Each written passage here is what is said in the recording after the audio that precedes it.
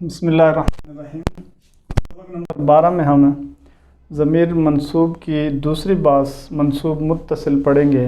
کل ہم نے ضمیر منصوب منفصل پڑھ لی تھی بہت ہی آسان مثالوں کے ساتھ اور مختصر باس میں۔ یہ ہے ضمیر منصوب متصل کی تعریف۔ منصوب متصل وہ ضمیر ہوتی ہے جو فعلوں اور حروف مشبہ بالفعل کے بعد آئے۔ فعلوں اور حروف مشبہ بالفعل کے بعد ہے۔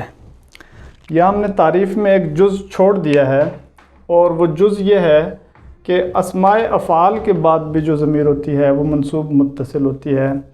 ابتدائی طور پہ پڑھنے والوں کے لیے چھوڑ دیا ہے کہ وہ زیادہ باس میں نہ جائیں، ورنہ اسماء افعال رویدہ وغیرہ ان کے بعد بھی جو ضمیر ہوگی وہ منصوب متصل ہوگی، رویدہ، رویدہما، رویدہم وغیرہ۔ تو چونکہ اس وجہ سے کہ اس کا استعمال بھی بہت کم ہے اور تاکہ باس بھی مختصر ہو جائے، اس لیے ہم نے دو ہی چیزیں لکھ دی ہیں۔ فعلوں کے بعد حروف مشبہ بالفعل کے بعد جو ضمیر ہوگی وہ ضمیر منصوب متصل ہوگی۔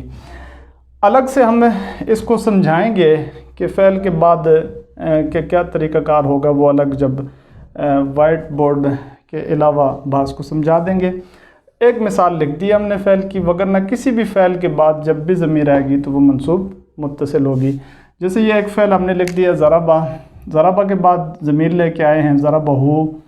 اسی طریقے سے ضربہما، ضربہم، ضربہا، ضربہما، ضربہن، ضربکا، ضربکما، ضربکم، ضربکی، ضربکما، ضربکن، ضربنی اور ضربنا۔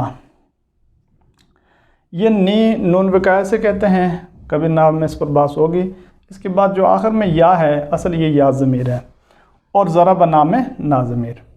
یہ فعل کی ایک مثال لکھ دی ہے، وگرنہ ہر فعل کے بعد جب بھی ضمیر آئے گی وہ ضمیر منصوب متصل ہوگی۔ اور حروف مشبہ بالفعل کے بعد بھی ضمیر منصوب متصل ہوتی ہے۔ ان حروف مشبہ بالفعل میں سے ایک حرف ہے، اس وجہ سے ان کے بعد ضمیریں لکھ دی ہیں کہ ان کے بعد جو ضمیر ہوگی وہ منصوب متصل ہوگی۔ انہو، انہما، انہم، انہا، انہما، انہن، انکا، انکما، انکم، انکی، انکما، انکن، اننی، اننا۔ بالکل برابر میں ایک ہی طرح ہیں۔ ضربہ کے بعد بھی جو ضمیر آئی اسی طرح لکھی گئی، ان کے بعد جو ضمیر آئی اسی طرح لکھی گئی ہے۔ اب الگ سے جیسے پہلے تعبیر کا طریقہ لکھتے رہیں، وہ تعبیر کا طریقہ دوبارہ لکھ دیا ہے تاکہ بار بار آپ کے سامنے آئے اور یہ ایک دفعہ ازبر ہو سکے، یاد ہو سکے۔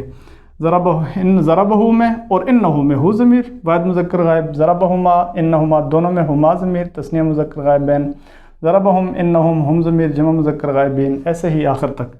انکا، ضربکا کاف ضمیر واحد مذکر مخاطب، انکی، ضربکی اور کی ضمیر کہتے ہیں، کاف ضمیر ہی ہوتی ہے مؤنث کے لیے، یہ علامت میں فرق ہے، وہاں کا ہے اور یہاں کی ہے، ضمیر واحد مؤنث مخاطبہ۔ اننی میں یا ضمیر، ضربنی میں یا ضمیر، اننا میں نا ضمیر، ضربنا میں نا ضمیر متکلم مال غیر منصوب متصل۔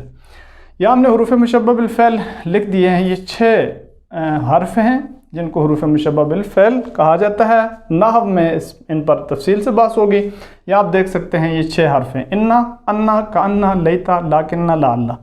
جب بھی ان حروف کے بعد ضمیر ان کے ساتھ جب بھی متصل ہوگی وہ ضمیر منصوب متصل کی ہوگی، اور آخر میں طریقہ اسی طریقے سے لکھ دیا ہے کہ انہم میں جیسا کہ ہم ضمیر جمع مذکر غائبین منصوب متصل۔ یہاں تک ان کو تعبیر کے لحاظ سے یہ کہنا ہوگے، اور ضمیر منصوب متصل کے ساتھ ہی منصوب کی باس ختم ہو گئی ہے۔ ضمیر کی ہمارے پاس ایک ہی باس رہ گئی ہے، مجرور، اور کل ہی وہ جب پڑھ لیں گے اس کے بعد یہ ضمیر پر طویل باس ختم ہو جائے گی۔